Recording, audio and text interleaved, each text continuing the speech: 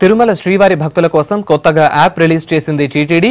గోవింద తిరుమల పేరుతో మొబైల్ యాప్ను అధికారికంగా ప్రారంభించారు టీటీడీ ఈవో సాంబశివరావు.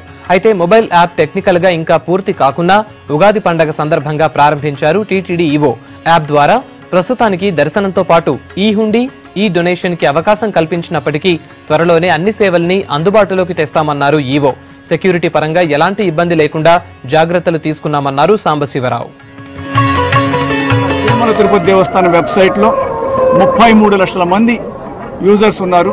దాంట్లో 20 లక్షల మందికి పైగా యాక్టివ్ యూజర్స్ ఉన్నారు. వారందరూ కూడా గూగుల్ యాప్ స్టోర్ నుంచి కానీ లేకపోతే టీటీడీ వెబ్సైట్ నుంచి కానీ ఈ యాప్ని డౌన్లోడ్ చేసుకుని ఈ రోజు నుంచి వినియోగించుకోవచ్చు. అంటే ఇక్కడికి వచ్చే శీఘ్ర దర్శన టికెట్స్ బుక్ చేసుకోవడానికి కానివ్వండి, ఈ హుండీ డొనేషన్స్ ఇవ్వడానికి, ట్రస్ట్కి డొనేషన్ ఇవ్వడానికి కూడా ఈ మొబైల్ యాప్ని వాడుకోవచ్చు. మొబైల్ యాప్ డెవలప్ చేసే సందర్భంగా దాన్ని సులభతరం చేయడానికి ప్రతిదాన్ని కూడా 2-3 క్లిక్స్తో వారు ఏ చేయాలనుకుంటే అది చేయడానికి సులభంగా ఉండేందుకు ఈ యాప్